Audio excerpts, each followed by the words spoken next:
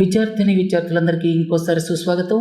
ఈరోజు ecology and ఎన్విరాన్మెంట్కి సంబంధించినటువంటి 5-6 ముఖ్యమైన విషయాలను మీకు ఎక్స్ప్లెయిన్ చేయబోతున్నాను. వీటిని మీరు డిస్క్రిప్టివ్ క్వశ్చన్స్కి ఆన్సర్స్ రాసేటప్పుడు కూడా యూజ్ చేసుకోవచ్చు. చాలా ముఖ్యమైన పాయింట్స్ ఉన్నాయి. మొదటిది, మన ఆరోగ్యం మీద ప్రభావం చూపించేటువంటి క్లైమాటిక్ అలాగే ఎన్విరాన్మెంటల్ ఫ్యాక్టర్స్ ఏమిటి. రెండోది, గ్రేట్ నికోబార్ ప్రాజెక్ట్. ఇది గత 10-15 రోజులుగా వార్తల్లో ఉంది. దీనికి సంబంధించినటువంటి ఎన్విరాన్మెంటల్ కన్సర్న్స్ ఏమిటి. మూడోది, ఇల్లీగల్ శాండ్ మైనింగ్. అది మెరైన్ శాండ్ మైనింగ్ కావచ్చు, అలాగే రివర్స్కి సంబంధించినటువంటి ఇల్లీగల్ శాండ్ మైనింగ్ కావచ్చు. దీనికి సంబంధించినటువంటి ఎన్విరాన్మెంటల్ కన్సర్న్స్ ఏమిటి. తర్వాత 4వ ప్రశ్న, అచ్యుతాపురం స్పెషల్ ఎకనామిక్ జోన్ ఏదైతే ఉందో, అచ్యుతాపురం SEZ అనకాపల్లి జిల్లా ఆంధ్రప్రదేశ్లో ఉంది. ఇక్కడ ఈ మధ్య జరిగినటువంటి ఒక యాక్సిడెంట్, అంటే ఫైర్ యాక్సిడెంట్, బ్లాస్ట్ అవటం వల్ల 17 మంది ప్రాణాలు కోల్పోయారు. దీనికి సంబంధించి అసలు ఏం జరిగింది, అలాగే ఇలాంటి యాక్సిడెంట్స్ని ప్రివెంట్ చేయాలంటే తీసుకోవలసినటువంటి చర్యలేమిటి, వీటి గురించి డీటెయిల్గా మీకు ఎక్స్ప్లెయిన్ చేస్తాను. సరే, మొదటి ప్రశ్న, హ్యూమన్ హెల్త్, మన ఆరోగ్యం మీద ప్రభావం చూపించేటువంటి ఎన్విరాన్మెంటల్ ఫ్యాక్టర్స్ అలాగే క్లైమాటిక్ ఫ్యాక్టర్స్. ముందుగా మీకు ఎన్విరాన్మెంటల్ ఫ్యాక్టర్స్ చెప్తాను. ఒకటేంటంటే, ఎక్కడ చూసినా పొల్యూషన్. ప్రపంచంలో ఉన్నటువంటి టాప్ మోస్ట్ పొల్యూటెడ్ సిటీస్లో IQAir ఇచ్చినటువంటి రిపోర్ట్ ప్రకారం ఎక్కువ సిటీస్ మన దేశంలోనే ఉన్నాయి. ముఖ్యంగా నార్థరన్ పార్ట్ ఆఫ్ ద కంట్రీలో ఎక్కువ పొల్యూటెడ్ సిటీస్ ఉన్నాయి. నార్థరన్ పార్ట్లోనే ఎక్కువ పొల్యూటెడ్ సిటీస్ ఉండటానికి చాలా కారణాలు ఉన్నాయి. ఒకటి, టెంపరేచర్ ఇన్వర్షన్, అలాగే వ్యాలీ ఎఫెక్ట్, ఇంకా టెంపరేచర్స్ తక్కువగా ఉండటం వింటర్ సీజన్లో. ఇలాంటి కారణాలు చాలా ఉన్నాయి, వాటిల్లోకి నేను వెళ్ళటం లేదు. సరే, పొల్యూటెడ్ సిటీస్ విషయానికి వచ్చేసరికి ముఖ్యంగా PM2.5 మన హెల్త్కి హానికరం అనమాట. PM2.5 అంటే పర్టిక్యులేట్ మ్యాటర్కి సంబంధించినటువంటి ఫైన్ పార్టికల్స్. అవి మన లంగ్స్లోకి, బ్లడ్ స్ట్రీమ్లోకి వెళ్ళి రెస్పిరేటరీ డిసీజెస్తో పాటుగా హార్ట్ రిలేటెడ్ ప్రాబ్లమ్స్, అలాగే క్యాన్సర్స్ కూడా కలుగజేస్తాయన్నమాట. అందుకే ఇండస్ట్రీస్ నుంచి వచ్చేటువంటి ఈ PM2.5, డీజిల్ వెహికల్స్ నుంచి ముఖ్యంగా వచ్చేటువంటి PM2.5, బయోమాస్ బర్నింగ్ నుంచి వచ్చేటువంటి PM2.5, ఇవన్నీ కూడా మన ఆరోగ్యానికి హానికరం. ఇక రెండోది ఏంటంటే, ఇష్టం వచ్చినట్లుగా మనం పెస్టిసైడ్స్ వాడుతున్నాం. పెస్టిసైడ్ రెసిడ్యూ ఎక్కువగా ఉంటే అది కూడా బయో అక్యూములేషన్కి, బయో మ్యాగ్నిఫికేషన్కి దారితీయచ్చు. అది కూడా ఆరోగ్యానికి హానికరం అన్నమాట. తర్వాత, ఇష్టం వచ్చినట్టుగా కూరగాయల మీద యాంటీబయాటిక్స్ వాడుతున్నారు. ఎందుకంటే కూరగాయల మీద యాంటీబయాటిక్స్ వాడితే, అంటే కొయ్యటానికి ముందు అవి చాలా ఫ్రెష్గా కనిపిస్తాయి అన్నమాట. ఆకుకూరలు కావచ్చు, రకరకాల కూరగాయలు కావచ్చు. ఇలాంటి యాంటీబయాటిక్స్ వాడటం వల్ల యాంటీబయాటిక్ రెసిస్టెన్స్ మనలో పెరుగుతోంది.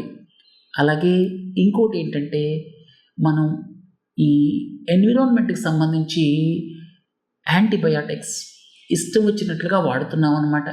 అంతేకాకుండా ఈ యాంటీబయాటిక్స్ తయారు చేసేటువంటి ఫార్మాసిటికల్ కంపెనీస్ వదిలేటువంటి డిశ్చార్జ్ ఏదైతే ఉందో, ఫార్మాసిటీస్ నుంచి కావచ్చు, ఒక ఫార్మాసిటికల్ కంపెనీ నుంచి కావచ్చు, అది వాటర్ బాడీస్ని పొల్యూట్ చేస్తుంది. వాటర్ బాడీస్ని పొల్యూట్ చేయటం మూలంగా ఏమవుతుందంటే యాంటీబయాటిక్ రెసిస్టెన్స్ పెరుగుతుంది. అలాగే మనం గ్రోత్ ప్రమోటర్స్గా కొన్ని మెడిసిన్స్ని వాడతారు. వాటి మూలంగా కూడా మనలో ఈ యాంటీ మైక్రోబియల్ రెసిస్టెన్స్ పెరుగుతోంది. ఇట్లా చెప్పుకుంటూ పోతే చాలా ఉన్నాయి. మనం అవసరమైన దానికంటే ఎక్కువ యూరియా వాడుతున్నాం. యూరియాలో 46% నత్రజని ఉంటుంది, అంటే నైట్రోజన్. దాని మూలంగా నైట్రేట్ పొల్యూషన్ అవుతోంది. వాటర్ బాడీస్ కావచ్చు, అండర్ గ్రౌండ్ వాటర్ కావచ్చు, అవన్నీ నైట్రోజన్ పొల్యూషన్ మూలంగా, అంటే నైట్రేట్ పొల్యూషన్ మూలంగా పొల్యూట్ అవుతున్నాయి. సో ఇట్లా ఎన్విరాన్మెంటల్ ఫ్యాక్టర్స్ చాలా ఉన్నాయి మన ఆరోగ్యం మీద ప్రభావం చూపేవి. ఇక క్లైమాటిక్ ఫ్యాక్టర్స్ కూడా చాలా ఉన్నాయి. ఉదాహరణకి, టెంపరేచర్స్ గణనీయంగా పెరిగిపోవటం వల్ల కొన్ని ప్రాంతాల్లో వరుసగా హై టెంపరేచర్స్ రికార్డ్ అవ్వటం కావచ్చు, లేకపోతే విపరీతంగా వర్షాలు పడిపోయి ఎక్కడ పడితే అక్కడ వాటర్ బాడీస్లో వాటర్ ఉండటం కావచ్చు. ఇలాంటి రకరకాల పరిణామాల వల్ల ఏం జరుగుతుందంటే కొత్త కొత్త వ్యాధులు వస్తున్నాయి. ఇంతకుముందు ఎక్కడా మలేరియా కనపడని ప్రాంతాల్లో మలేరియా విస్తరిస్తోంది. అలాగే వాటర్ బార్న్ డిసీజెస్ కొన్ని ప్రాంతాల్లో విస్తరిస్తున్నాయి. సో ఇవన్నీ కూడా క్లైమేటిక్ ఫ్యాక్టర్స్, అంటే క్లౌడ్ బర్స్ట్ కావచ్చు, లేకపోతే ఎక్స్ట్రీమ్ హీట్ కండిషన్స్ కావచ్చు. ఇవన్నీ మనం తరచుగా చూస్తూ ఉన్నాం. వీటి మూలంగా కొత్త కొత్త డిసీజెస్ రావటం, అలాగే డిసీజెస్ స్ప్రెడ్ అవ్వటం, వీటన్నిటి మూలంగా హ్యూమన్ హెల్త్ ఇంపాక్ట్ అవుతోంది. ఇంకోటి ఏంటంటే మన wet bulb temperature. Dry bulb temperature అంటే మామూలుగా మనం బయట చూసేటువంటి టెంపరేచర్. వెట్ బల్బ్ టెంపరేచర్ కూడా పెరిగిపోవటం వల్ల మన శరీరంలో ఉన్నటువంటి చెమట గ్రంథులు చెమటని బయటికి పంపించలేని పరిస్థితిలో ఉండటం వల్ల కూడా మనకి హోమియోస్టాసిస్, మన శరీరంలో ఏదైతే ఒక యూనిఫామ్ టెంపరేచర్ మెయింటైన్ చేయాలో అప్పుడు కూడా కొన్ని ప్రాబ్లమ్స్ రావచ్చు. దాంతో హ్యూమన్ హెల్త్ ఎఫెక్ట్ అవ్వచ్చు అనమాట. సో క్లైమేటిక్ అలాగే ఎన్విరాన్మెంటల్ ఫ్యాక్టర్స్ హ్యూమన్ హెల్త్ మీద చాలా ఉన్నాయి. నేను చెప్పిన పాయింట్స్ అన్నీ మీరు నోట్ చేసుకుంటే అవన్నీ మీరు డిస్క్రిప్టివ్ క్వశ్చన్కి ఆన్సర్ రాసేటప్పుడు యూజ్ చేసుకోవచ్చు. తర్వాత గ్రేట్ నికోబార్ ప్రాజెక్ట్ మీ అందరికీ తెలుసు. గ్రేట్ నికోబార్ ఐలాండ్ మన దేశానికి సంబంధించినంత వరకు అండమాన్ అండ్ నికోబార్ ఐలాండ్ చైన్కి సంబంధించి చివరిలో ఉంటుంది. ఇంకొక 170-180 కిలోమీటర్లు వెళితే చాలు ఇండోనేషియాకి సంబంధించినటువంటి సుమత్రా ద్వీపంలోకి మనం వెళ్తామన్నమాట. సో ఇక్కడ ఈ 170-180 కిలోమీటర్లు చాలా ముఖ్యమైన ప్రాంతం లాజిస్టికల్లీ. అక్కడ నుంచి వెళ్ళేటువంటి షిప్స్ మలక్కా స్ట్రైట్ ద్వారా ఈ సౌత్ చైనా సీలోకి, ఆ తర్వాత east China sea, sea of Japan, Pacific అలా ఎంటర్ అయిపోయి ఈస్ట్ ఏషియాకి అలాగే సౌత్ ఈస్ట్ ఏషియాకి సర్వ్ చేస్తూ ఉంటాయన్నమాట. ఇలాంటి స్ట్రాటజిక్ లొకేషన్లో గ్రేట్ నికోబార్ ఐలాండ్లో ఒక ట్రాన్స్షిప్మెంట్ టెర్మినల్ని గవర్నమెంట్ ప్రపోజ్ చేసింది. అంతేకాకుండా ఒక టౌన్షిప్, అలాగే ఒక పవర్ ప్లాంట్, ఇవన్నీ కూడా అక్కడ ప్రపోజ్ చేయబడ్డాయి. సో ట్రాన్స్షిప్మెంట్ టెర్మినల్ ముఖ్య ఉద్దేశం ఏంటంటే పెద్ద పెద్ద షిప్స్ వచ్చినప్పుడు చిన్న చిన్న షిప్స్లోకి ఆ సరుకుని ట్రాన్స్షిప్ చేయడానికి, ఆ కంటైనర్స్ని ట్రాన్స్షిప్ చేయడానికి ఆ ప్రాంతం లాజిస్టికల్గా చాలా బాగుంటుంది అనేటువంటి ఉద్దేశంతో లాజిస్టికల్ ఇంపార్టెన్స్, అంతేకాకుండా అది ఒక స్ట్రాటజిక్ లొకేషన్లో ఉంది. బిజినెస్సే కాదు, చైనా వాళ్ళ ఫోరేస్ని మన గ్రేటర్ ఇండియన్ ఓషన్ రీజియన్లో కంటైన్ చేయాలి అంటే అక్కడ మన ప్రెజెన్స్ అవసరం. అలాగే ఇట్లాంటి కారణాలతో ప్రభుత్వం 72,000 కోట్ల రూపాయలతో గ్రేట్ నికోబార్ ప్రాజెక్ట్ దీన్ని నీతి ఆయోగ్ రికమెండ్ చేసింది. తర్వాత ఇది కొద్ది నెలల్లో ప్రారంభం కాబోతోందని వార్తలు వస్తున్నాయి. అలాగే ఎన్విరాన్మెంటల్ క్లియరెన్స్కి సంబంధించి కూడా కొన్ని అపోహలు, ఆందోళనలు ఉన్నాయి. కాంగ్రెస్ నాయకులు జైరామ్ రమేష్ దీని మీద ఎన్విరాన్మెంట్ మినిస్ట్రీకి ఉత్తరం రాస్తే ఆయన తెలుగు సమాధానం కూడా ఇచ్చారు, అంతా సవ్యంగానే ఉందని చెప్పి. అయితే గ్రేట్ నికోబార్ ప్రాజెక్టుకి సంబంధించి ఎన్విరాన్మెంటల్ కన్సర్న్స్ మీకు కొన్ని ఎక్స్ప్లెయిన్ చేస్తాను. ఒకటేంటంటే దాదాపు 150 స్క్వేర్ కిలోమీటర్స్, 131 అనుకుంటాను, 131 స్క్వేర్ కిలోమీటర్స్ ఏరియాని, ఫారెస్ట్ ఏరియాని డైవర్స్ట్ చేయబోతున్నారు. ఫారెస్ట్ ఏరియాని మిగతా పర్పసెస్కి డైవర్ట్ చేస్తున్నారు. ఇది 131 స్క్వేర్ కిలోమీటర్స్. ఆ గ్రేట్ నికోబార్ ఐలాండ్లో 15% ఏరియా అనమాట. రెండోది ఏంటంటే అది చాలా thick rain forest. Compensatory afforestation ఏమో ఎక్కడో 2,000-3,000 కిలోమీటర్ల దూరంలో ఉన్నటువంటి హర్యానాలోనో ఎక్కడో చేస్తామంటున్నారు. అసలు ఇక్కడ ఈకోసిస్టమ్కి అక్కడ ఈకోసిస్టమ్కి ఏం పోలిక ఉంటుంది చెప్పండి. తర్వాత మూడోది giant leatherback sea turtle, దానికి అది నెస్టింగ్ సైట్ అనమాట ఈ ప్రాజెక్ట్ వచ్చేటువంటి ప్రాంతం. ఇది మూడవ రీజన్. నాలుగోది ఏంటంటే నికోబార్ మెగాపోడ్, అలాగే ఇంకా కొన్ని వైల్డ్ లైఫ్ ఎఫెక్ట్ అవుతుంది అని చెప్పి ఇక్కడ కన్సర్న్స్ వస్తున్నాయి.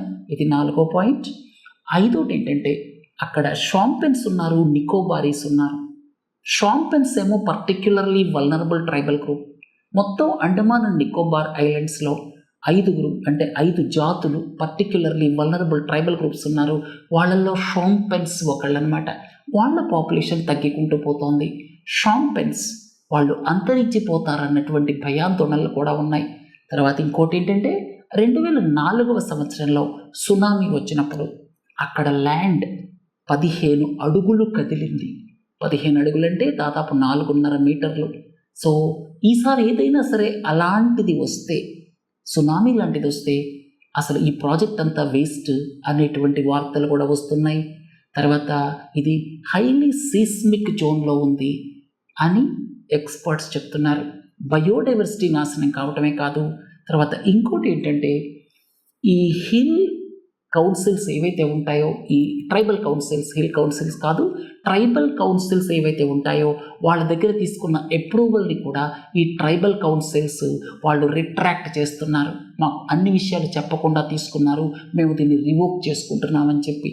అంతేకాకుండా రూల్స్ ప్రకారం షాంపెన్స్ని కన్సల్ట్ చేయాలి.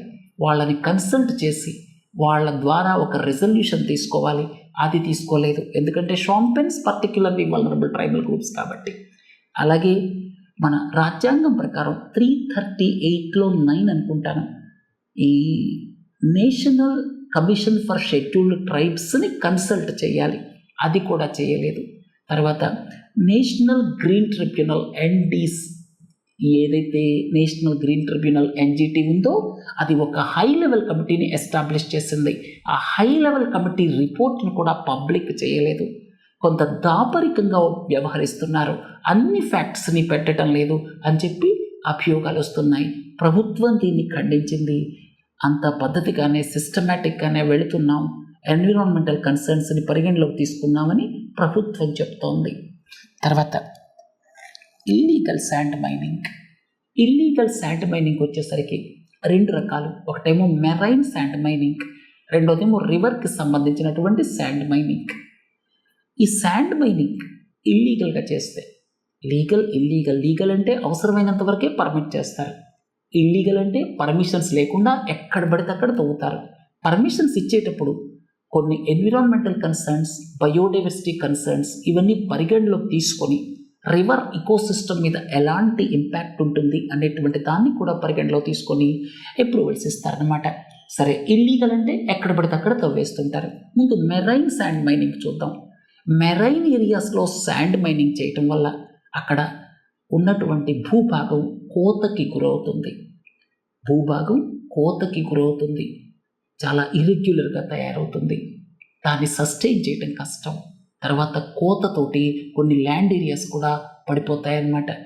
రెండోది ఏంటంటే ఈ సీ వాటర్ ఇంగ్రెస్ యాక్విఫర్స్లోకి రావచ్చు. మంచి వాటర్ ఉన్నటువంటి యాక్విఫర్స్లోకి ఆ సీ వాటర్ ఇంగ్రెస్ రావచ్చు అనమాట. అంటే సెలైనేషన్ ఆఫ్ యాక్విఫర్స్ అంటాం. మూడోది ఏంటంటే మీరు సీ కోస్ట్ దగ్గరలో చూస్తే చాలా ఎకాలజికల్లీ రిచ్ ఏరియాస్ ఉంటాయి. ఆ ఎకాలజికల్లీ రిచ్ ఏరియాస్ మ్యాంగ్రోవ్స్ కావచ్చు, తర్వాత చిట్టడవులు కావచ్చు. చిట్టడవులు మ్యాంగ్రోవ్స్ ఒకసారి చూడండి తెలుగు ట్రాన్స్లేషన్.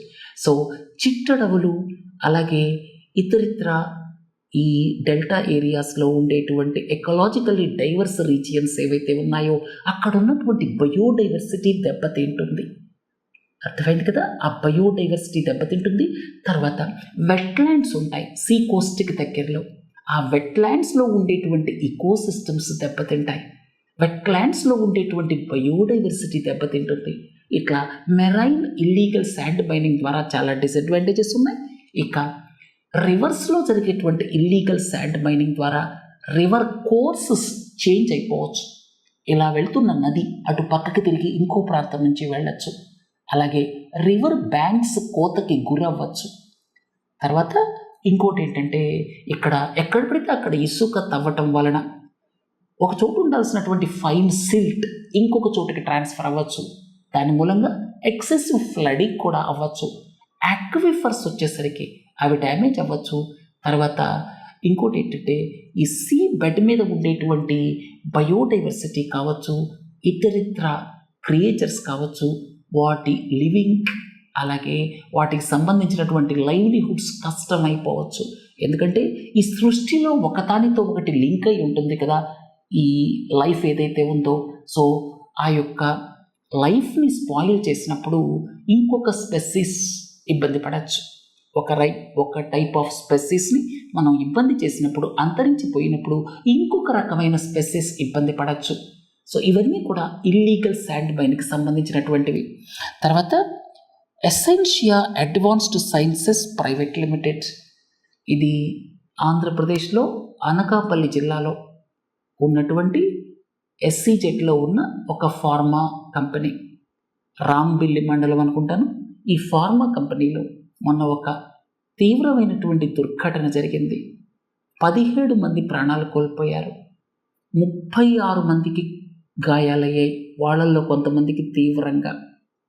తర్వాత 4 ఏళ్ల క్రితం జరిగిన యాక్సిడెంట్ని గుర్తుపెట్టుకోండి. విశాఖపట్నం నగరానికి దగ్గరలో ఉన్న వెంకటాపాలెం సమ్ విలేజ్, అక్కడ స్టైరిన్ గ్యాస్ లీక్ అవ్వటం వల్ల 12 మంది ప్రాణాలు కోల్పోయారు.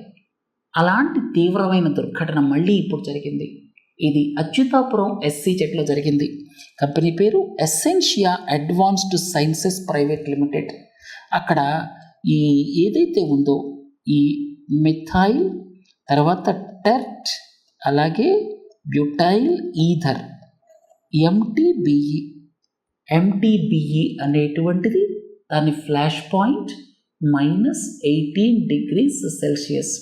అది పైప్ లైన్ లీక్ అవ్వటం వల్ల ఆ వేపర్ అంతా కూడా, అంటే బయటికి రాగానే మన టెంపరేచర్ -18 కంటే ఎక్కువ ఉంటుంది కాబట్టి వేపర్ లాగా తయారవుతుంది, ఆవిరిలాగా తయారవుతుంది.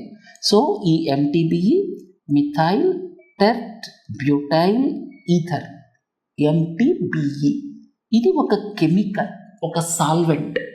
ఈ ఫ్యాక్టరీలో, ఈ ఫార్మాసిటికల్ ఫ్యాక్టరీలో ఎసెన్షియాలో యూజ్ చేస్తారు కొన్ని పర్పసెస్ కోసం. అది లీక్ అయినప్పుడు దాని ఫ్లాష్ పాయింట్ -18 degrees Celsius కాబట్టి బయట టెంపరేచర్ 20-25 ఉంటుంది కాబట్టి ఏమవుతుంది, ఆటోమేటిక్గా అది ఒక వేపర్ లాగా ఫామ్ అవుతుంది, ఆవిరిలాగా ఫామ్ అవుతుంది. ఆవిరిలాగా ఫామ్ అయిపోయి అది గ్రౌండ్ ఫ్లోర్కి వెళ్ళి గ్రౌండ్ ఫ్లోర్ని మొత్తం ఆక్రమించేసింది. అక్కడ ఒక ఎలక్ట్రికల్ ప్యానెల్ బోర్డ్ ఉంది. ఒక ఎలక్ట్రికల్ ప్యానెల్ బోర్డ్ ఏదైతే ఉందో అక్కడ ఇది చాలా ఫ్లేమబుల్ అనమాట. ఈ చిన్న స్పార్క్ వచ్చినా సరే వెంటనే పూర్తిగా బ్లాస్ట్ అయిపోతుంది. సో అక్కడ ఉన్నటువంటి ఈ ఎలక్ట్రికల్ ప్యానెల్ బోర్డ్ ఏదైతే ఉందో దాని కారణంగా ఒక్కసారి స్పార్క్ క్రియేట్ అవ్వటం, ఒక్కసారి మంటలు రావటం, ఆ తర్వాత 17 మంది చనిపోవటం మనం చూసాం. ఈ పర్టిక్యులర్ గ్యాస్ విషయానికి వస్తే, ఏదైతే వేపర్ ఫామ్ అయిందో బయట -18 degrees Celsius దాటితే వేపర్ ఫామ్ అవుతుందని చెప్పాను కదా. ఇక్కడ ఉన్నటువంటి కన్స్ట్రక్షన్ ఫాల్ట్ చూడండి. గ్రౌండ్ ఫ్లోర్లోనేమో ఎలక్ట్రికల్ ప్యానెల్ బోర్డ్స్ అవి ఉన్నాయి. ఫస్ట్ ఫ్లోర్, సెకండ్ ఫ్లోర్లోనేమో స్టోరేజ్ ట్యాంక్, ఈ MTBE ఏదైతే ఉందో దాని స్టోరేజ్ ట్యాంక్, దానికి సంబంధించిన మెషినరీ ఇంకొక ఫ్లోర్లో ఉన్నాయన్నమాట. మెషినరీ, స్టోరేజ్ ట్యాంక్, కిందేమో ఈ ఎలక్ట్రికల్ ప్యానెల్ బోర్డ్, పైన బయటకు వచ్చినటువంటి ఈ MTBE కెమికల్ ఏదైతే ఉందో అది వేపర్, అంటే గ్యాసియస్ ఫామ్లో ఫామ్ అయిపోయి కింద గ్రౌండ్ ఫ్లోర్లోకి వచ్చి అక్కడ దట్టంగా ఆక్రమించింది. వాసన వస్తుందని చెప్పి, అది ఒక రకమైన వాసన వస్తుంది, దాన్ని కొంతమంది గమనించారు. ఆ లీక్ని ప్రివెంట్ చేయడానికి మెజర్స్ తీసుకునే క్రమంలోనే ఈ పాటికే ఈ డ్యామేజ్ జరిగిపోయింది, సడన్గా బ్లాస్ట్ జరిగిందనమాట. అయితే ఇక్కడ చూడండి, సేఫ్టీ ప్రికాషన్స్ విషయానికి వస్తే, గ్రౌండ్ ఫ్లోర్లో electric panel boards, first floor, second ఫ్లోర్లోనేమో ఈ యొక్క కెమికల్. చూడండి, కెమికల్ లీక్ అయితే ఎక్కడ పడుతుంది. తర్వాత రెండోది ఏంటంటే, ఈ పర్టిక్యులర్ MTBE ఏదైతే ఉందో ఇది హైలీ ఫ్లేమబుల్. అందుకని అక్కడ ఏవైతే వాడతారో ఎలక్ట్రికల్ కనెక్షన్స్ కావచ్చు, అలాగే మిగతా వెంటిలేటింగ్ ఎక్విప్మెంట్ కావచ్చు, ఇవన్నీ కూడా ఫ్లేమబుల్ అయి ఉండకూడదు అనమాట. ఆ ప్రికాషన్స్ తీసుకోలేదు. తర్వాత మూడోది ఏంటంటే, ఇవి SEZలో ఉన్న యూనిట్ కాబట్టి SEZలో ఉన్న యూనిట్స్కి డైరెక్ట్ గవర్నమెంట్ అఫీషియల్స్ వెళ్ళి ఇన్స్పెక్షన్ చేయలేరు. SEZలో ఉన్న యూనిట్స్కి ఆన్లైన్ ఇన్స్పెక్షన్సే జరుగుతాయి. ఆన్లైన్లోనే ఇన్స్పెక్షన్స్ చేయాలి. ఎందుకంటే ఇంతకుముందు ఇలాంటి ఇన్స్పెక్షన్స్ చేయడానికి వెళ్ళి అక్కడ కరప్షను, హెరాస్మెంట్ ఇవన్నీ జరుగుతాయన్న ఉద్దేశంతో ఈజ్ ఆఫ్ డూయింగ్ బిజినెస్ కోసం ఏం చేశారంటే special economic zones, export processing జోన్స్లో గవర్నమెంట్ అఫీషియల్స్ వెళ్ళి ఆ కంపెనీ ప్రెమిసెస్ని ఇన్స్పెక్ట్ చేయడానికి వీల్లేదు, ఓన్లీ ఆన్లైన్లోనే ఇన్స్పెక్ట్ చేయాలి.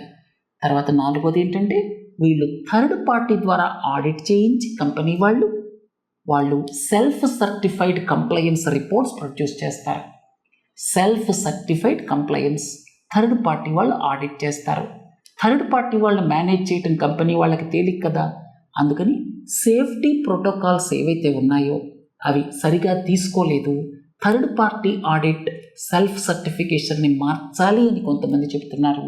అలాగే ఎక్స్పర్ట్స్ ఇంకేం చెప్తున్నారంటే SEZ కావచ్చు, అలాగే ఎక్స్పోర్ట్ ప్రాసెసింగ్ జోన్ కావచ్చు, ఏదైనా కావచ్చు, ఇలాంటి కెమికల్స్ ఉండేటువంటి చోట హ్యూమన్ బీయింగ్స్కి డ్యామేజ్ ఉంటుంది అనుకుంటే అక్కడ ఇంకాస్త స్ట్రింజెంట్ మెజర్స్ తీసుకోవాల్సిన అవసరం ఉంది.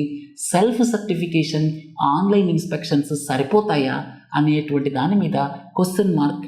అలాగే ఇంకోటి ఏంటంటే సేఫ్టీ ఆడిట్ మొత్తం ఉన్నటువంటి కెమికల్ యూనిట్స్, ఫార్మాసిటికల్ యూనిట్స్ ఎన్నైతే ఉన్నాయో అచ్యుతాపురం SEZలో అన్నిటి మీద సేఫ్టీ ఆడిట్ జరగాలి అని చెప్పి కూడా ఎక్స్పర్ట్స్ చెప్తున్నారు. ఎందుకంటే ఈ ప్రమాదంలో 17 మంది చనిపోయారు, కానీ ఇంకా కొన్ని ప్రమాదాలు జరిగాయి. ఒక రోజు తర్వాత ఇంకొక ప్రమాదం జరిగింది, అదృష్టం కొద్దీ ప్రాణాపాయం లేదు, దాంతో ఇవి బయటికి రావటం లేదు. ఓవరాల్గా సేఫ్టీ ఆడిట్ వార్ ఫుటింగ్ మీద చేయాల్సిన అవసరం ఉంది. ఎందుకంటే SEZ అచ్యుతాపురం SEZలో ఉన్నటువంటి ఫార్మాసిటికల్ కంపెనీలో 40,000 మంది వేరియస్ కంపెనీస్లో పనిచేస్తున్నారు.